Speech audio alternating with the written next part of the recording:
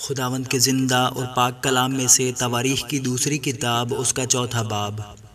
اور اس نے پیتل کا ایک مذبح بنایا، اس کی لمبائی 20 ہاتھ اور چوڑائی 20 ہاتھ اور اونچائی 10 ہاتھ تھی۔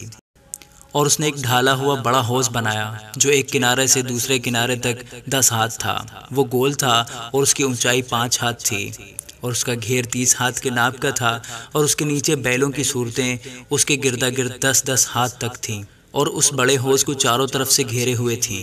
یہ بیل 2 قطاروں میں تھے اور اسی کی طرح ڈھالے گئے تھے، اور وہ 12 بیلوں پر دھرا ہوا تھا، 3 کا رخ شمال کی طرف، اور 3 کا رخ مغرب کی طرف، اور 3 کا رخ جنوب کی طرف، اور 3 کا رخ مشرق کی طرف تھا۔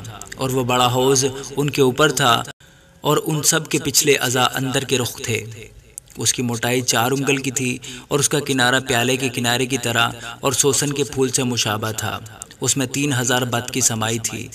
اور اس نے 10 حوض بھی بنائے، اور 5 دہنی اور 5 بائیں طرف رکھے، تاکہ ان میں سوختنی قربانی کی چیزیں دھوئی جائیں۔ ان میں وہ انہی چیزوں کو دھوتے تھے، پر وہ بڑا حوض کاہنوں کے نہانے کے لیے تھا۔ اور اس نے سونے کے 10 شمعدان اس حکم کے موافق بنائے جو ان کے بارے میں ملا تھا۔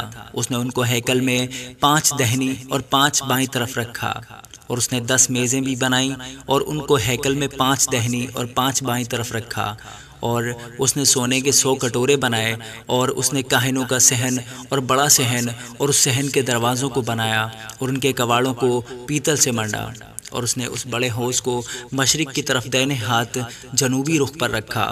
اور ہورام نے برتن اور بیلچے اور کٹورے بنائے۔ سو ہورام نے اس کام کو جسے وہ سلیمان بادشاہ کے لیے خدا کے گھر میں کر رہا تھا تمام کیا، یعنی دونوں ستون اور کرے اور دونوں تاج جو ان دونوں ستونوں پر تھے، اور ستونوں کی چوٹی پر کے تاجوں کے دونوں کروں کو ڈھانکنے کی 2 جالیاں، اور دونوں جالیوں کے لیے 400 انار، یعنی ہر جالی کے لیے اناروں کی 2 قطاریں، تاکہ ستونوں پر کے تاجوں کے دونوں کرے ڈھک جائیں۔